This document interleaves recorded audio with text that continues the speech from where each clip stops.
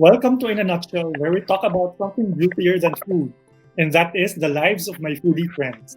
This is the joint initiative of Asian Culinary Exchange and the Asian Society Philippines. Sustainability is a buzzword we have been hearing a lot in the food and beverage industry in the past few years. For restaurants, it basically means that they operate in a way that protects and preserves the natural environment and enhances the lives of people and communities.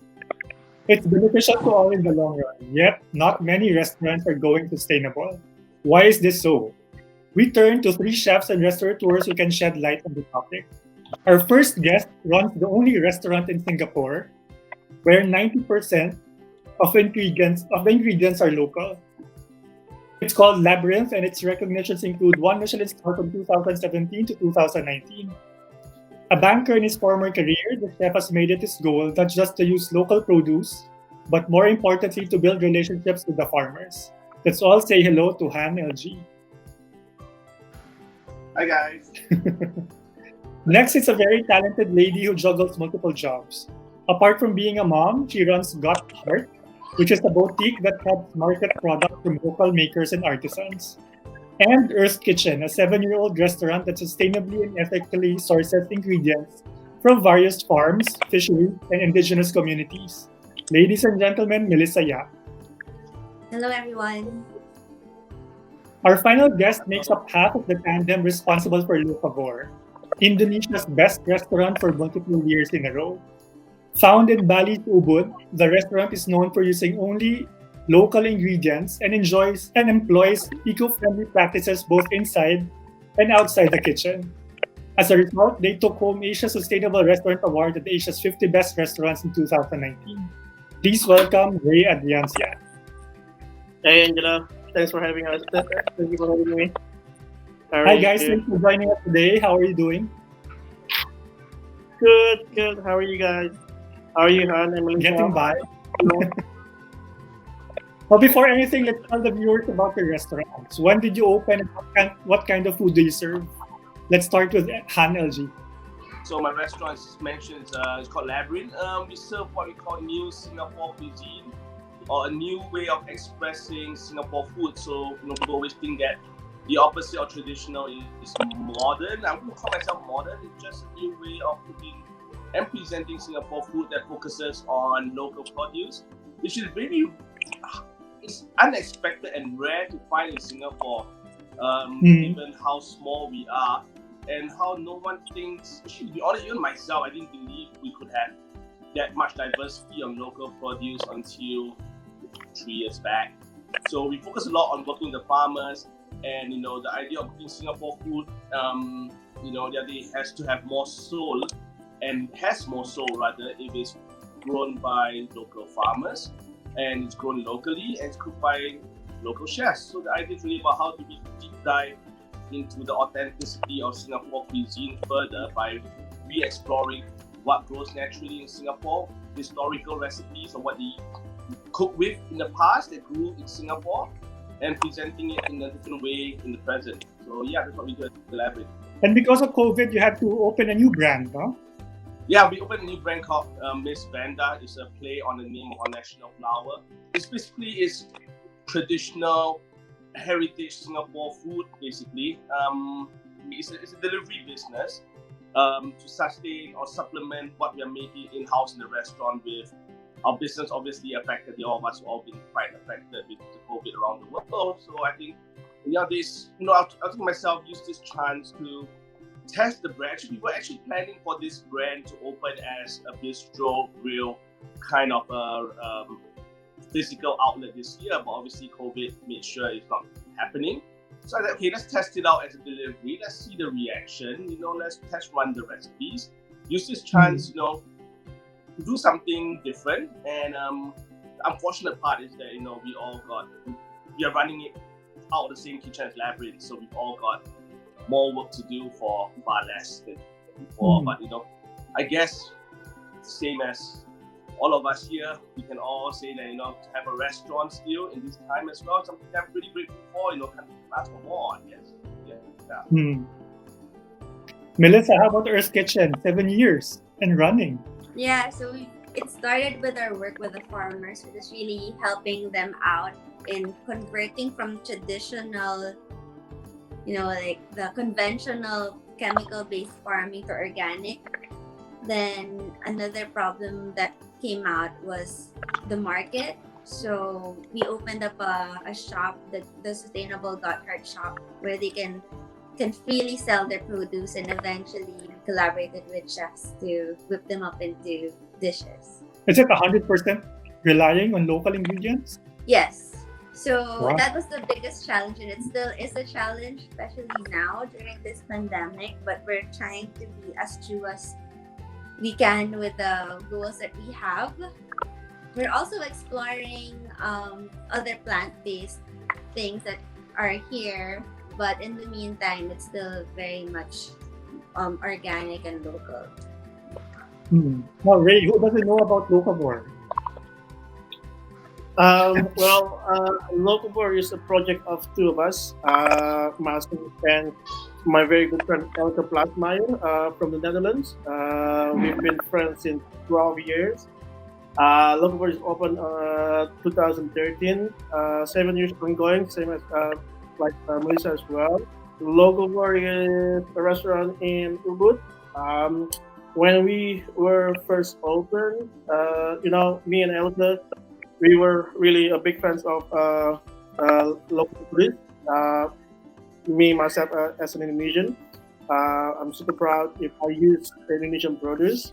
So when we were first open, we didn't really go 100% local, like using Indonesian local produce, but we were okay with using whatever grows in Bali. That we will take it as local. So we were using, like beetroot, fennel, raspberries, asparagus, and then on our second year or third year, sort of didn't make any sense to us. I think asparagus is nice eaten in in Europe or in Australia or wherever where the soils are better for asparagus. And then we were starting with we use a lot of try to be use as much as Indonesian products as possible, like water spinach,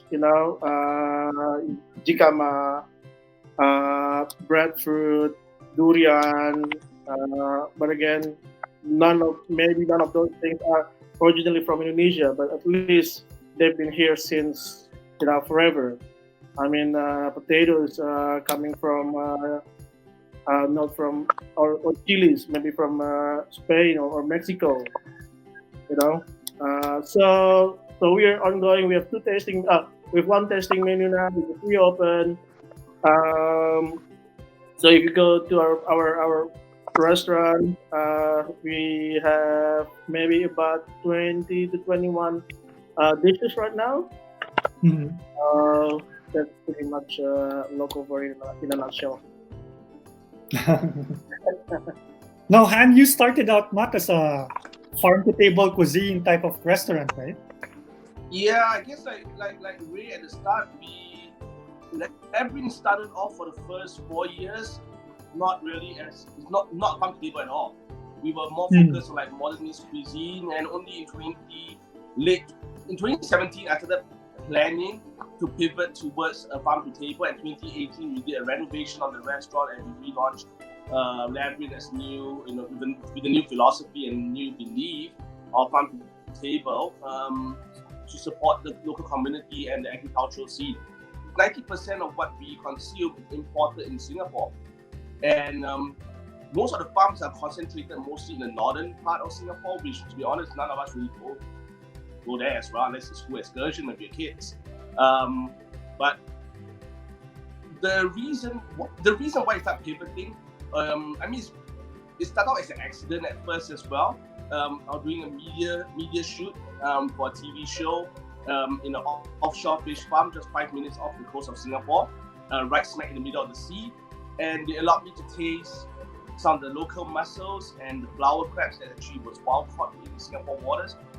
And I was really shocked because the quality was really, really good. And I was like, the mussels was on par with mussels that I tasted around the world. And I never knew that Singapore had these in the first place. So that got me, on what I call Easter egg hunt around Singapore to find out more about what we had here. And slowly I started unearthing not just herbs, but we found that there's the local goat's milk farm. We found that there was a mushroom farm. There's actually even a strawberry farm in Singapore, which is quite amazing to think of that you could actually grow strawberries here in Singapore.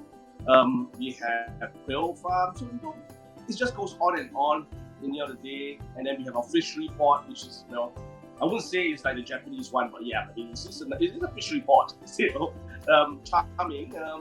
And that's bringing and the ships around Singapore comes in with maybe native tropical fishes through the ports as well, and that's where all the fishes get distributed to the market.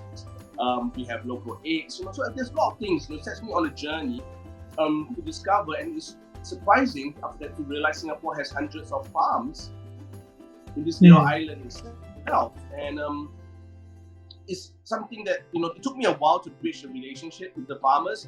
A lot of farmers at the start, they're a little bit more suspicious when it comes to working with chefs because they're concerned that chefs might be demanding, they cannot deliver quite with farm to table. A chef be like, I need 10 kilos of this every day, or I need a fixed amount every day, and if it's up to Mother Nature, things happen, they can't deliver, they're worried. So it took a while to build a relationship with them and the trust with them as well, to a point whereby I told them, look, I understand that this is natural, this is nature rather.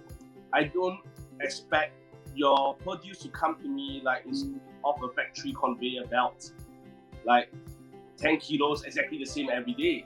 I'm happy to chip and change my menu as and when things are not available, or things are available depending on the weather conditions as well. So it took us a while, and while it's still not commonly known in Singapore about our local produce scene, it's still taking up some traction. The government is focusing on being sustainable right now in the midst of COVID, when given that we import so much produce, a lot of the supply chains have been disrupted around the world, and coming to Singapore especially. So the government is starting to take notice of this, which is a good thing.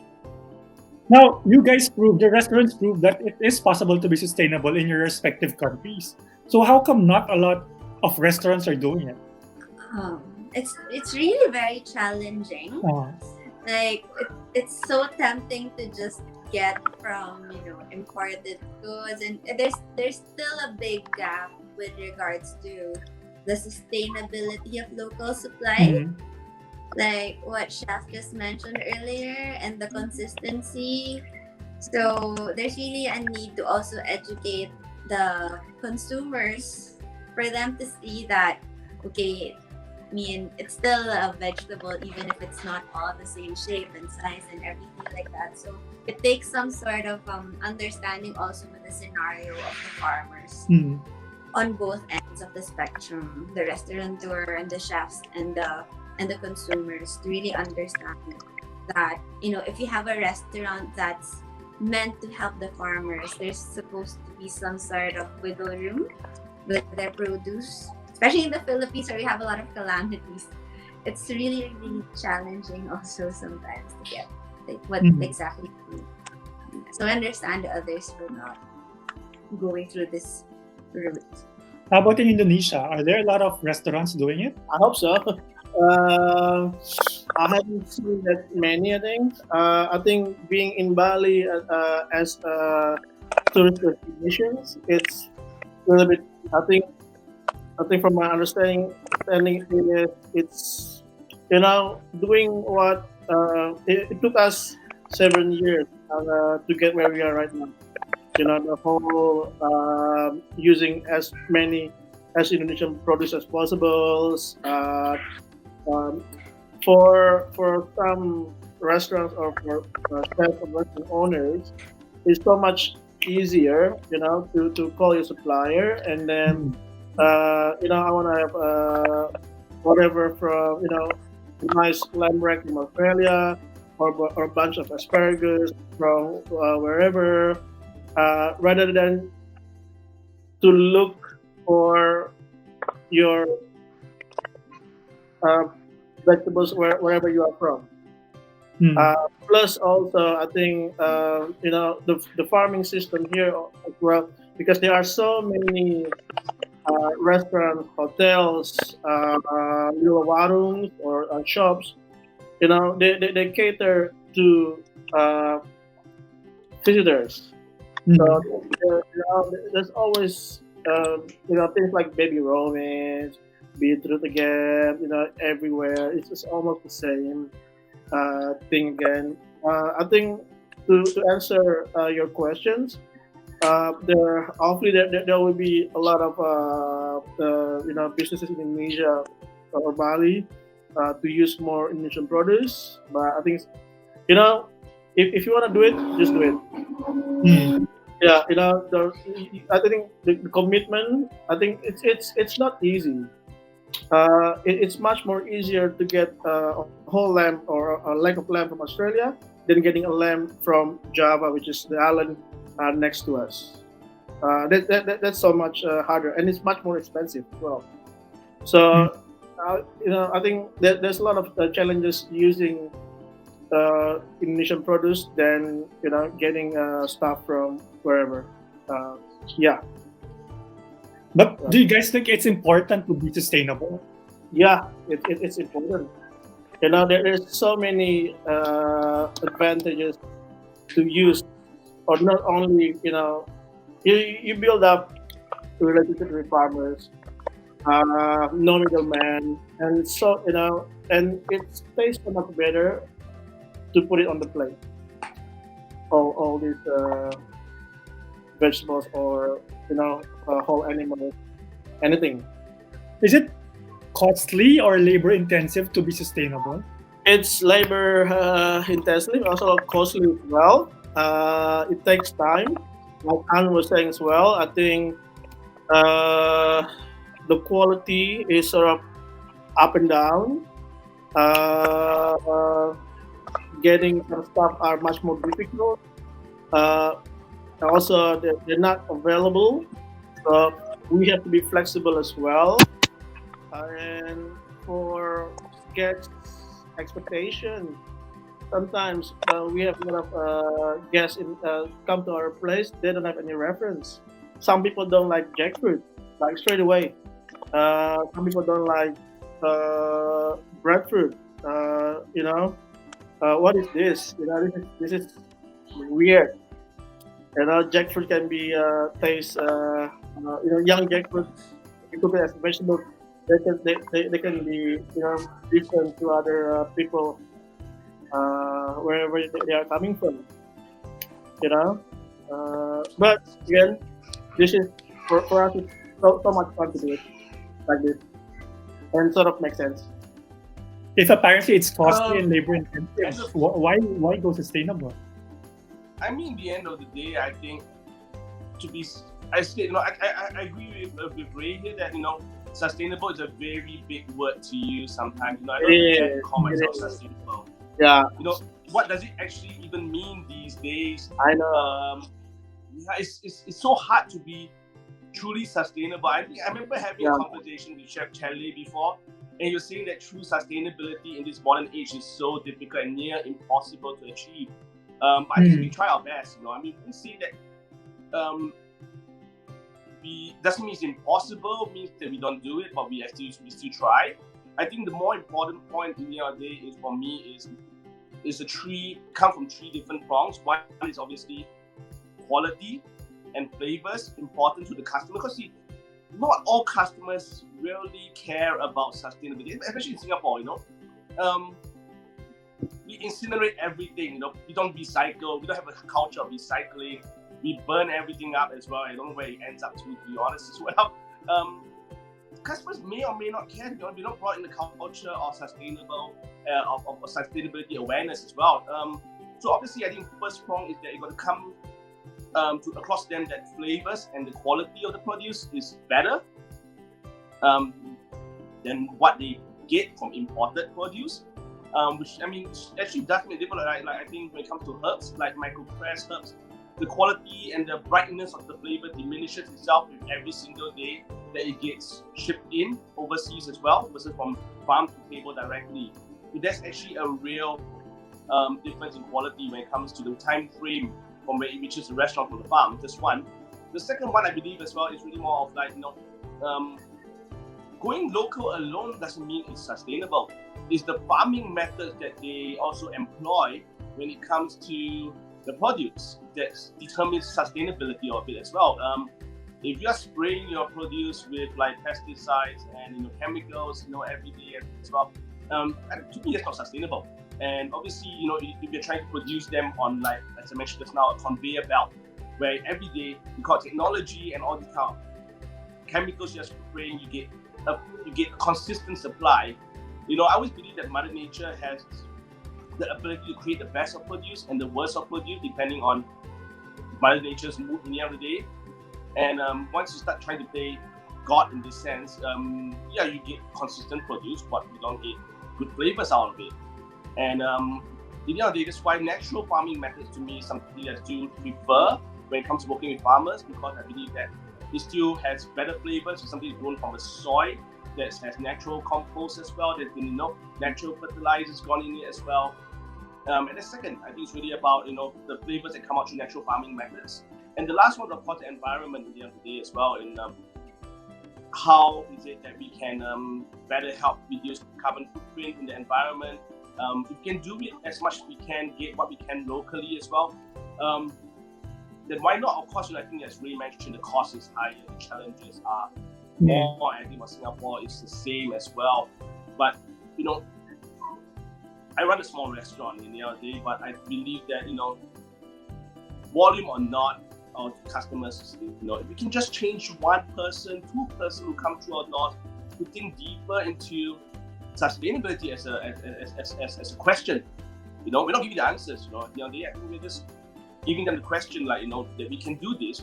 You just consume a meal that's 9% grown locally. Why not see if you are open to buying them from supermarkets, going local in the other day? And I believe one last point I always like to reiterate that media actually plays a very important role in communicating what we do as chefs to the customers or to the public. It's important for media to also work hand in hand with the chefs as well, and the farmers to understand what sustainable means. These days, what I'm feel very frustrated is that you can see restaurants. I'm not angry, but in the other day, some restaurants are saying that we use this sustainable produce flown in from somewhere else.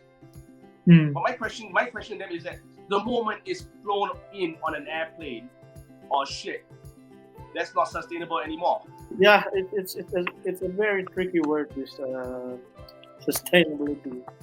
I totally agree what Han was saying. Yeah, it's much more challenging, to do this correctly, than a little bit more, mainstream. It's becoming more of a marketing lure to customers, right? You've seen it everywhere these days. Again, I like the word responsible better than sustainability for everything. I think using in the restaurant, in the kitchen, training our chefs, also with the guests as well. Now, Melissa, do you think the customers value sustainability? Is it like a factor for them when they eat out? Now, hey, let's go to this restaurant because it's sustainable. There's definitely a target market for it, because, like, example, my family, we're very sensitive to chemical fertilizers. That's actually one of the reasons why we started. Like, my husband's allergic to inorganic chicken. I could tell easily if it's a pesticide-ridden eggplant and tomato. I'm really sensitive with those things. So it really started with us with our family. We started working with farmers on how, and then we did a lot of research on the Japanese, Korean, Israeli technology on farming, and we shared it with the farmers. So there's definitely that group of people. But a chunk of our customers also don't really not that they don't value it, but they're more there for the taste, and that's why we really wanted it to be healthy and sustainable and delicious also the same time. How about in Singapore and Indonesia? Do they actually recognize it? That's the challenge, I guess, in Singapore. I think as Ray mentioned, though, if he comes likewise to Singapore or Philippines, you like to try the local produce, native produce, and likewise for me, if I go to like Philippines and Bali, Indonesia, I want to try it out. Now the question is the tourist market coming in and want to try something you can't get at home. The question is, what do Singaporeans want to eat? And that's something that is a challenge because during COVID, especially now with only the local market to depend on, is something that I need to balance between sustainability and business sustainability. Like I need to keep my business afloat. I have to, sometimes I got to think a little bit more on what the local customers want, as much as I also want to change their mentality and try to change their perception towards local produce. But there wouldn't be a Labyrinth next year if I'm stubborn about trying to change Singaporeans how they think. It's hard. It's nearly impossible. Nothing wrong with it, to be honest. I mean, I said, we are just one of the few restaurants who are trying our best to be as sustainable as we can. But the Singaporean market still wants to have the standard. I mean, what drives people to restaurants and fine dining restaurants is when they see this uni, they see wagyu beef, they see truffles, they see scallops, they see caviar. I mean, this is the stuff that they're paying for. I mean, nothing wrong because they're paying a good price for what they want for a meal, and that's the perception that they should be getting luxury produce in a restaurant. So to do local and coming here, I'm like, why am I paying the same price in this local produce when I can eat it when I can eat all my favorite luxury premium produce from another restaurant at around the same price? And that's the key challenge for me now. Is in the past with pre-COVID, with over half of my guests, my diners being tourists, it was easier to try to promote because it's something that they wanted to find out more, and something that is so it's really about promoting Singapore and something you can't get at home. But now I'm trying to sell Singapore to Singaporeans. It's not easy. It's not easy, We got to, unfortunately, for the sake of business, we got to sneak in certain things that they want again as well. We're trying to maintain X percentage of being local as well, as much as I hate doing it, like Instagrams, you go on Instagram, Singapore, you just see uni there and you're like, okay, I'm to that place. And I got to pay my staff, I got 16 guys in the restaurant, I got to pay them, I got to give them a salary to live by, so I got to pay my rent. And now the question is truly challenging, I guess, I'm not sure about you, Ray, but really for me, how did for you? For me, the challenge of balancing business sustainability and environmental sustainability is a big problem here. Well, here I think more and more Indonesians or our Indonesian guests appreciate what we are doing. Sometimes they're super happy, and sometimes and very little they're still asking, where's my wagyu? Where's the protein? How can there is so many vegetables in one tasting menu? That sort of stuff, what is this stinky beans? I see this in a little shop or warung, but again, we've been getting a lot of positive response from Indonesians. Being Indonesian myself as well, I grew up with eating a lot of this stuff. Also, as Indonesian, we also organically